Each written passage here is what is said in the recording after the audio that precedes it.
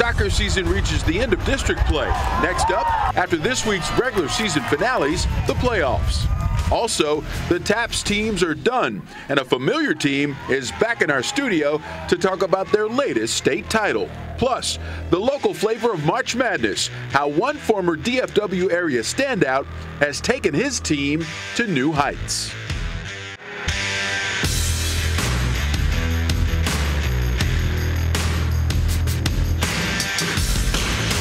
This is the Chevy High School Sports Special, sponsored by your North Texas Chevy dealers. Chevy drives Texas. Spring has sprung, and we're taking our high school sports coverage outdoors again for the rest of the school year. Hello again, everyone. I'm Joe Trahan.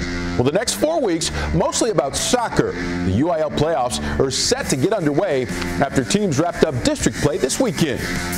5A girls defending state champ Highland Park hosting Wiley East. Senior night for the Scots, and a couple of seniors shine on their home turf. Second minute of the game, senior forward Rachel Wasserman, a co-captain, gets the ball and finishes with the left foot. Scots up 1-0. Wiley East goalie Narissa Hops was impressive in this one, making great save after great save despite constant pressure from Wasserman in Highland Park. It's a nice game from the Lady Raiders Jr. But the Scots get on the board again. 19th minute, beautiful through ball from Wasserman to senior midfielder Sarah O'Neill. And the co-captain scores on the one touch, 2-0 Highland Park at the half. No goals in the second half, and Highland Park ends the regular season with a win, 2-0 the final. Dallas Jesuit, the reigning 6A state champion. The Rangers closing out the regular season at Richardson-Berkner. No score in the first half, but Jesuit gets a good look here. Diego Sierra with the shot on goal, but Berkner's Paul Armstrong gets a hand on it, and it bounces off the left post. Still scoreless in the second half. Berkner getting one of its few opportunities when David Adami gets loose. One-on-one with Jesuit's keeper, but Joseph Benul snuffs out any chance for a Rams goal. More great keeping from Berkner. Sierra with another good look for Jesuit, but Armstrong turns it away once more, and it remains scoreless until the 56th minute. Jesuit's Alex Resnicic crosses to Andrew Gilchrist, who sent a shot off the right post and into the net. That gives Jesuit a 1-0 lead, and it's all they need. Rangers get the win 1-0 over Berkner. The defending 5A state champs from Frisco Wakeland hosting Independence this week. In the 9th minute, Independence scores when Drew Sethi lofts a ball into the wind, and it falls perfectly under the crossbar. Knights take a 1-0 lead. It worked once again. Why not try it again if it worked the first time? This time, Wakeland's keeper makes the easy save, though. 11th minute now, Wakeland's Jacob Miller puts the ball in front of the goal, where Austin Cunningham finishes with the header perfectly placed, and we're tied 1-1. A lot of action early, but things settle down in the second half. Each team adds a goal, and it ends in a tie, 2-2, the final. By covering high school sports here in North Texas, we often get acquainted with great student athletes who later become well known around the country. Case in point, former Berkner basketball star Keenan Evans. We first got to know him as a standout guard for the Rams, but lately he's made a much bigger impact leading his current team in the NCAA basketball tournament. Jonah Javad has more in tonight's Spotlight, presented by Texas Scottish Rite Hospital for Children.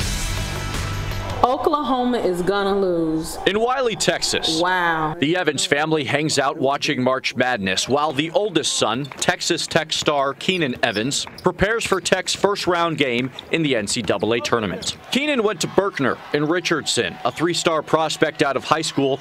Evans chose Tech because he wanted to go somewhere he could stand out. And to see it all work out. 4 years later, Evans became first-team All-Big 12, second-team All-American, and he's an NBA prospect. How good is this guy? It's no surprise Keenan is athletically gifted. I'm thankful for his athleticism, passing it down. His father, Kenny, was an 8-time All-American at Arkansas for indoor and outdoor track and field. He won 5 national championships and competed in the 2000 Summer Olympics for high jump. It was a great experience. I mean, nothing like it. His mother, Chantel, had Keenan when she was 18. We were very young. Very young.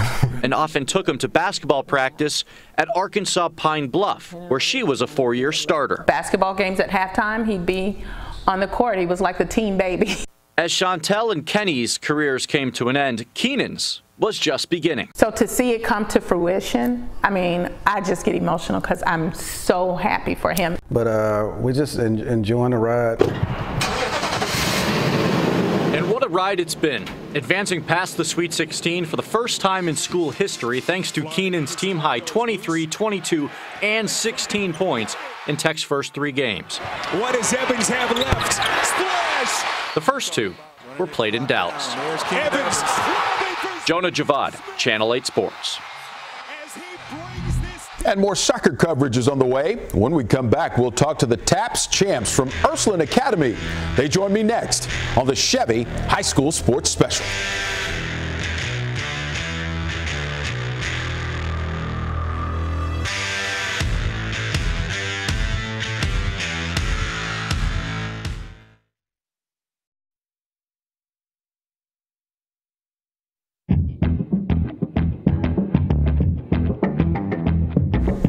Over the last 28 seasons of TAP soccer, 27 have ended with a state title for Dallas Ursuline Academy. This year, business as usual. The Bears beat Plano John Paul II for the Division I Girls Championship. And tonight, they join us just like so many Ursuline teams have done over the years now. Ladies, thanks so much for being on the show. Thanks for having us. Let's start with head coach Kelly Thompson. And Kelly, tell me a little bit about this year's group. Obviously, they've got that championship DNA, but tell me what this year's group of Bears is like. This is another incredible team. These girls, number one, have so much fun together, and that chemistry that they create with that fun and how much they enjoy each other is something that can't be coached. So it's been a really neat group, and it's been another great year for them. And it's been a really interesting season for you personally. Tell us about the, well, interesting circumstance that you were faced with mid-season. Yeah, in January I had my first son, Luke, and so I was out for 6 weeks, and I missed the second half of district play. So I was there for the beginning and then came back for our playoff run. That's fantastic. Luke, the championship baby already. That's great stuff. All right, so let's meet some of the players from this year's team. They're all seniors, and we're going to start with Alyssa Delois. She is a senior midfielder. And Alyssa, tell me about your injury and how it kind of coincided with the same time that coach actually had to leave with the pregnancy. Yeah, so I broke my ankle back at the beginning of December, and I had to get surgery. So I had ankle reconstructive and then a screw put in my foot, so that put me out of the season, and I was in a boot and on crutches for a little bit. So it happened at the same time Coach Wilmoth left. So fortunately I was able to step up and kind of be like a assistant coach to our assistant coach, Coach Beebe. Now I know that was a difficult circumstance, being a senior and trying to get that last state championship as a senior, but tell me, what were some of the ways you tried to step up as a leader for your fellow players? I mean, honestly, it broke my heart being out for the last season, since I'm a senior and I wanted to be part of our last run. But I wouldn't have it any other way, because these girls made it such a special spot for me. It was awesome. Leadership-wise, I kind of just stood around and gave support as best as I could do, and then helped any of the girls that needed help, honestly. Well, support is great, and I know it didn't end the way you wanted to, but it did end with the state championship, so you got that going for you. And speaking of that state championship, the 3 seniors that we're speaking to on this night were all freshmen when the streak ended. As we mentioned, 27 of 28 state championships for Ursuline, but that freshman year when you guys didn't win it, let's talk to Jaden Gill, who's a senior defender, about that. Jaden, I know it must have been difficult that year. How did you guys deal with it, and how important was it for you guys to restart that streak immediately? Well, it was really heartbreaking, honestly, to just go into our first year as to be on the varsity team and to lose that streak, which what Ursuline soccer is known for, is the streak. And so we knew, like, even though we would be sophomores next year, that Reagan and Alyssa and I had to step up and get that streak back, and that's what we did, and we've continued to do that, like you said, for our sophomore, junior, and senior year. And so it's just hard work, and these girls, that's all they do, and the chemistry we have is amazing, and just knowing that we have to fight for the state championship, and that it's not given to us just because we wear the Ursuline soccer uniform, that we have to work for that, and I think we did that this year. Yeah, you do have to work for it. Of course, that streak at 3 and counting now, and that streak really is a thing, right? It's a thing for you guys, so I'm interested. How do you guys handle that thing? Well, it's always at the back of our mind. Like, obviously, district play, we have to go and perform to get that top seed going into playoffs. But just like our team motto is TNG, which means tradition never graduates. And so that kind of ties into the streak of this is what we fight for and this is what we want. And yes, we've won it countless years, but we continue to have to work for it in order to get that state title at the end of the year. That's very well put. You're not entitled. You got to go out there and get it every single year, and you guys certainly learned that. You have done that as well, which is great stuff. All right, let's meet another senior. Reagan Byers is a goalkeeper, and we're going to brag on Reagan here for just a minute. Reagan didn't give up any goals in the playoffs, and that included stopping one penalty kick chance. Reagan, first of all, where'd you get the motivation and the wherewithal to get that done? Well, the previous goalkeeper on the team, Leah Archer, I had always looked up to her, and we were really close with each other. And so I just had been waiting for this moment to come. And it wasn't my first time in the playoffs, but it was my first time in the state championship game. And so for me, I was super nervous, but I just remember that we're all here together. And I mean, I'd played the whole throughout the season, and so I just knew it was another game, and we had played this team twice before, and we knew what to do. And so for me, I just knew that if I played the way I'd played the past 2 games, that we'd be able to get it done. And it was stressful, yes, because it was my first time being in a state championship game, but all the nerves calmed down after the whistle blew, and it was just the best moment ever. So, Reagan, you have this incredible playoff run where you don't give up any goals, and that final gun or whistle sounds. You and all your seniors keep the streak going. You win another state championship for Ursuline. Take me into those moments right after that game ended. What was that feeling like? The moment the whistle blew, I mean, I started bawling, crying, and I ran up to Jaden, and I just started bawling, crying, and hugged her like so tightly, because that was the best feeling ever. And you don't really understand what that moment feels like. And I mean, I'd been there for the past 2 years. We had won, and I mean, I knew what it felt like to all those others. But for me, actually playing and for me to actually get that win was something incredibly special, and to celebrate it with this amazing team, because this team this year is extremely close, and we've all bonded so well, and it just meant the world for me that everyone on this team was able to experience such an amazing moment. Yeah, those tears of joy are certainly fun. And before we let you go, Coach Thompson, you know, we don't often ask this question, but the streak is such an important thing. We got to know, what are the prospects for next year? Well, it's always hard to see our senior class go. This is an incredible senior class, but we have 12 juniors next year that will be our seniors, and I know that we have some really talented players and also going to be some great leaders. So looking forward to what the future brings. Yeah, you certainly should, because we know that there's championship DNA all throughout the halls at Ursuline, and we'll be looking for you guys to do it again. And when you do, of course, you're always welcome back on the show. So thanks so much to head coach Kelly Thompson and those state champs from Ursuline Academy. Ladies, you knocked it out of the park. Thanks for being on the show. Thank you. All right, when we come back, we'll tell you about a busy week, changes in the high school coaching ranks. So keep it here, folks, on the Chevy High School Sports Special.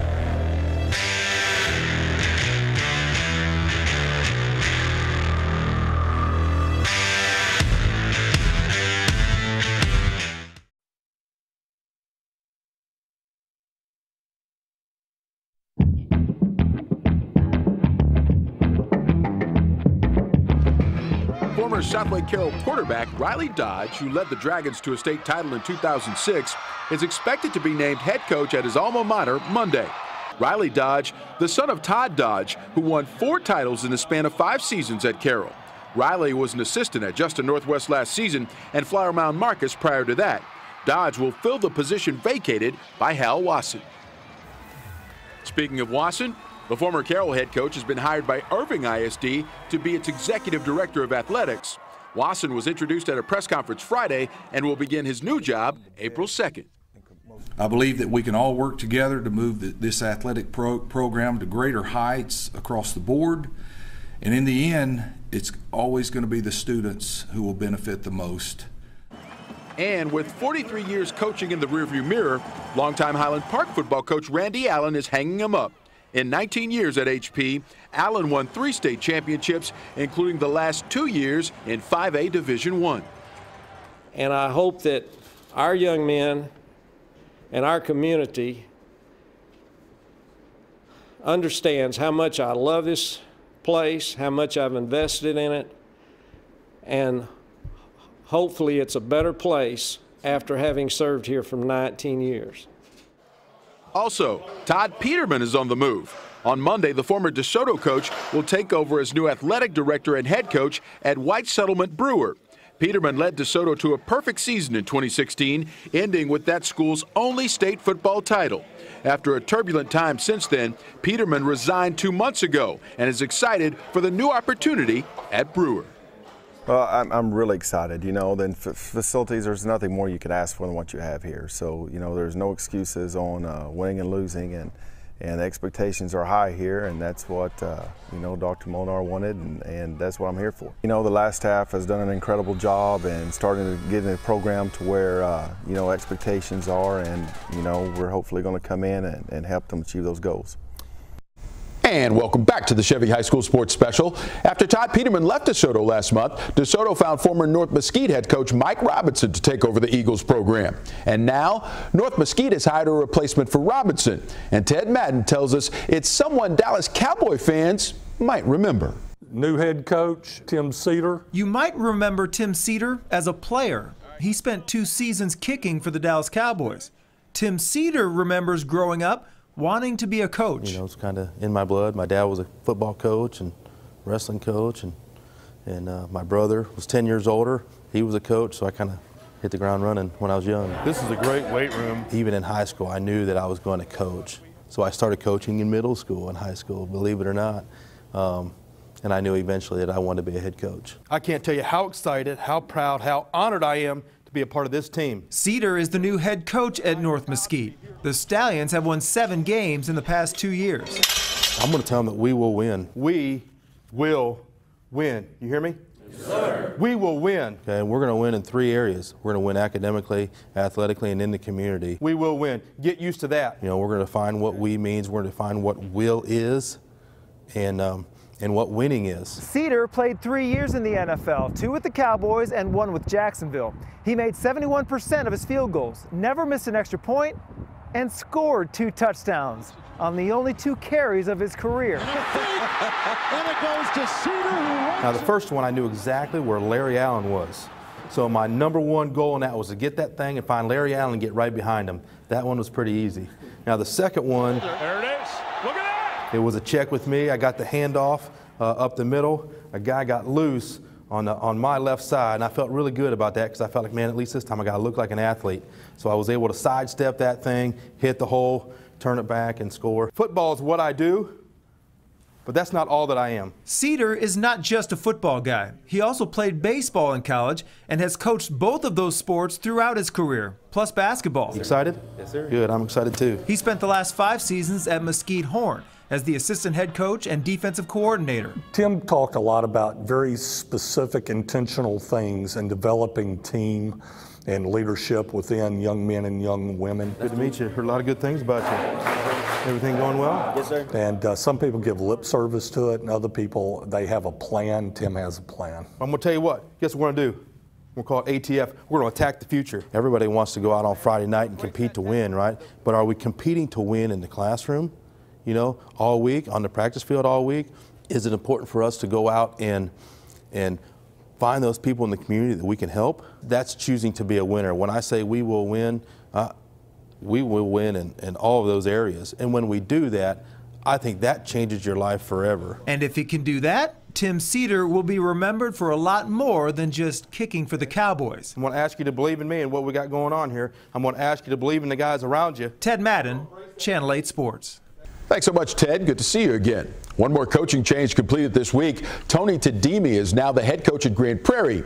He replaces Gary Bartel, who is now the district's athletic director. Tadimi, a former TCU linebackers coach who was assistant head coach at Henderson State last season. Well, the team of the week is coming up next, so keep it right here, folks. It's the Chevy High School Sports Special.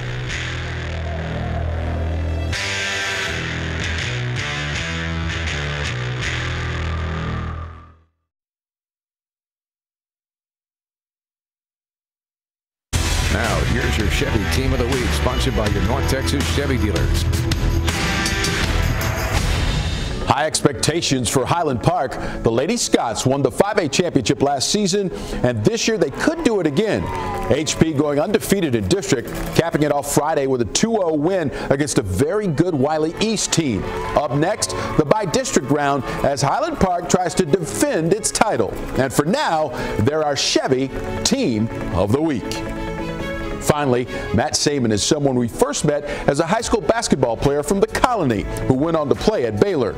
He's now the boys basketball coach at Grapevine Faith Christian School. And the road to get there is quite a story. Here's Teresa Woodard.